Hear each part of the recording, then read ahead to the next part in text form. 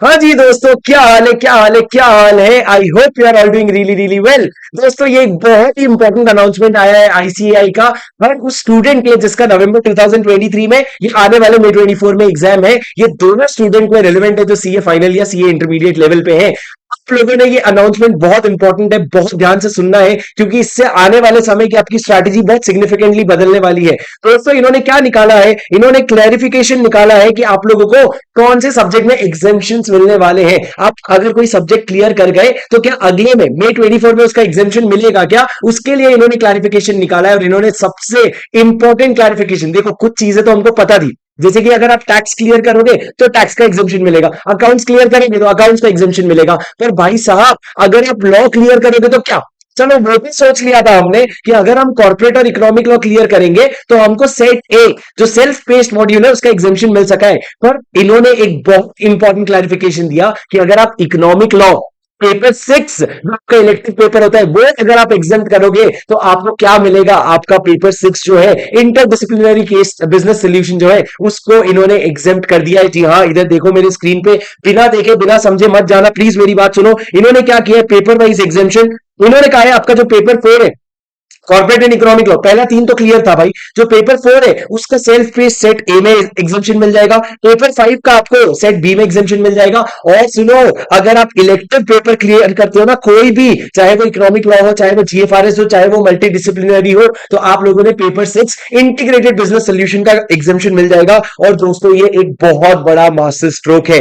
अब आप लोगों की 100% स्टूडेंट जो ये स्ट्रैटेजी देख रहे हैं, आप ये वीडियो देख रहे हैं, आप लोगों की स्ट्रैटेजी में पेपर 6 आना ही आना चाहिए, because you do not know how difficult this is going to be. अभी चाहे जितना भी समय बचा है आपका, चाहे जो भी कर रहे हो आप पेपर 6D में एग्जामेशन ला सकते हो, अभी भी ला सकते हो, ये मेरी गारंटी है। पर इसमें क्या होने वाला है ये किसी को भी नहीं पता, बिकॉज इसमें आपके सारे के सारे 7 सब्जेक्ट का मिल करके चीजें आने वाली है। तो दोस्तों, आप लोगों के पास कौन से सब्जेक्ट में एग्जामेशन लाने का मौका है। आप इलेक्टिव पेपर में इकोनॉमिक लॉ ले सकते हो, आप जीएफआरएस भी ले सकते हो अगर आपको एफआर बहुत अच्छे से जम रहा है। पर उसके अलावा जैसे रिस्क मैनेजमेंट हो गया, ये सब में ना स्कोरिंग नहीं हो पाता है, बच्चे ज्यादा परेशान होते हैं, ले आते हैं लाने वाले बच्चे 75, पर इतना इजी नहीं होता है। पर दोस्तों, आपको एक डिस्क्लेमर दे दूं, ऐसा जरूरी नहीं है। पिछले अटेम्प्ट में 3 केस स्टडी उठ करके आए थे, 75 मार्क्स का case study, repeat case study आया था। और उसके पहले वाले केस में क्या हुआ था, आप लोगों का 2 केस स्टडी उठ करके आया था। तो दोस्तों, इस बार 2 चीजें हो सकती है, या तो पेपर बहुत ही ज्यादा आसान आ गया, आप 75 प्लस ले आए, या फिर पेपर डिफिकल्ट आया, चारों के चारों केस स्टडी नए आए,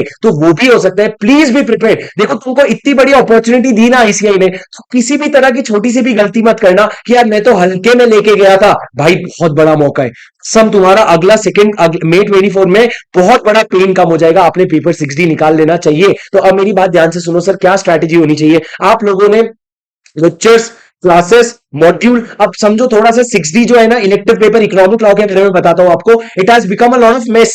उसमें बहुत ज्यादा मेस है क्योंकि इंस्टीट्यूट रैंडमली मॉड्यूल बदल रही है, और मेरा जो मटेरियल है ना that was last updated for the last attempt, इस अटेम्प्ट के अभी तक अपडेट नहीं हुआ है। एक बार जब आईसीआई आरटीपी ला देगा पेपर 6D का, जो ऑलमोस्ट आने के वर्ज में है, एक बार जब आरटीपी आ जाएगा तो मैं आपको बता दूंगा क्या क्या सारे चेंजेस करने हैं, और आप लोगों के रिविजन वीडियोस भी डले हुए हैं पूरे। इसके साथ साथ आप लोगों ने अगर जैसे कि आप पेपर 4 भी कर रहे हो और पेपर 6D भी कर रहे हो, तो आप लोगों ने जो अगर लेक्चर्स है इकोनॉमिक लॉ के लेक्चर्स आप देखोगे, उसमें फेमा, आईबीसी, सारी चीजें 100% अमेंडमेंट है। आपका फेमा जो है वो पूरा 100% अमेंडेड है, और उसमें 100% कवरेज हो रखा है। आईबीसी और ये दोनों रिकॉर्डिंग जो है अभी 3 महीने पहले के, उसके अलावा बेनामी और रहना पुराना है, वो चीजें हैं, तो वो जो पूरे का पूरा लेक्चर है ना वो आपके लिए अमेंडेड है, उसमें आपका 99% कवरेज हो जाएगा। उसके साथ साथ आपको जो मटीरियल्स मैं दूंगा वो लगेंगे, और उसके साथ साथ मैंने आपको बताया था कि आप लोगों ने रोहित चिप्पर सर करके एक सर है, उन्होंने इंडेक्स बनाते हैं, वो इंडेक्स शायद अभी अपडेटेड बनाने के हैं, वो इंडेक्स जैसे ही बनाएंगे तो वो इंडेक्स भी आप लोगों ने प्रिंट करा लेना चाहिए। अब दोस्तों, वो इंडेक्स मैं भी बना सकता हूं,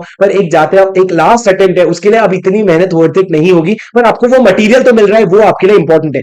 अगर रिपीट केस स्टडी आया तो आपका इंडेक्स काम आ जाएगा, अगर रिपीट केस स्टडी नहीं काम आया तो आपके लेक्चर्स, कॉन्सेप्ट और आपका प्रिपरेशन काम आ जाएगा। यूजुअली तो हम क्या करते हैं, पेपर नंबर 6 के लिए एक रीडिंग मार के एग्जाम में चले जाते हैं भगवान भरोसे, पर इस बार ऐसी गलती मत करना राजा। Be prepare for a difficult paper also, because कितना भी डिफिकल्ट क्यों ना आ जाए, इसके सामने बहुत ही ईजी आने वाले। ठीक है। So do make sure that you make your strategies accordingly. और उसके बाद में आ जाता हूं इंटरमीडिएट वाले स्टूडेंट्स के लिए, ये सब तेरा इसमें कोई खास बात नहीं थी। जो 3 पॉइंट मैंने तुमको बताए, कॉर्पोरेट लॉ के से सेट ए एग्जाम हो गया, एससीएमपी से सेट बी एग्जाम हो गया, और पेपर 6 से पेपर 6 एग्जाम हो गया। उसके बाद अगर आप देखोगे इंटरमीडिएट एग्जाम में कोई खास इन्होंने चीजें नहीं करी, पर बहुत अच्छी खुशखबरी है। अगर खुशखबरी है, ठीक है, एक अच्छी खुशखबरी ये है कि अगर आप ईआईएसएसएम क्लियर कर लेते हो, क्या क्लियर कर लेते हो, ईआईएसएसएम, तो जो आपका पेपर नंबर 7 है, तो उसके सामने आपको पेपर 6 जो एफएमएसएम है, उसका पूरा एग्जामेशन मिल गया। क्योंकि यार यहाँ पे आपने कहीं ना कहीं एफएम तो पढ़ लिया है ना, तो इन्होंने आपको पूरा एग्जाम कर दिया। सिमिलरली अगर 6 7 नहीं होता, अगर आपने ये वाला भी क्लियर कर लिया ना, फाइनेंशियल मैनेजमेंट और इकोनॉमिक्स ऑफ फाइनेंस, तो आपका तब भी पेपर 6 जो है वो एग्जाम हो जाता है। It is a good news, it was not expected. और एक इंपॉर्टेंट चीज, अगर आप अकाउंटिंग क्लियर करते हो पेपर 1 का, तो उसके सामने इन्होंने एडवांस अकाउंटिंग माफ कर दिया। सर बड़ी बात है, बड़ी बात है। और अगर आप एडवांस्ड अकाउंटिंग भी क्लियर कर लोगे, तो उसके सामने एडवांस्ड अकाउंटिंग इन्होंने माफ कर दिया। इधर और है, it is a big news. ये आपकी लाइफ इजी बनाने में लगे हुए हैं। ये लोगों को अगर प्रॉब्लम क्रिएट करना होता ना दोस्तों, तो सीधे एग्जामेशन नहीं मिलेगा। पर इन्होंने आप लोगों के फेवर में चीजें दी है। Be very appreciative of that fact and make sure that you are taking the best out of this opportunity, because ये गोल्डन अपॉर्चुनिटी है। लेजिट ऐसा एक्सपेक्टेड नहीं था इंस्टीट्यूट की तरफ से, but they want to support you. ठीक है, तो जब आईसीआई भी सपोर्ट कर रहा है, भगवान भी सपोर्ट कर रहा है, अब हम अपनी मदद तो कर ही सकते हैं ना। तो प्लीज अपनी प्रिपरेशन को गेयर अप कीजिए। It is time that you move to the next gear and you start very aggressively, क्योंकि ये अप्रोच से एक चीज समझ आ रहा है कि नवंबर का रिजल्ट रिलेटिवली पॉजिटिव आएगा। तो मैं आपको ये गारंटी दे सकता हूं कि अगर आपने अपनी शिद्दत से पढ़ाई कर ली, जितनी मेहनत आपने करनी थी वो आपने कर ली ना, तो I can assure you that luck won't disappoint you this time.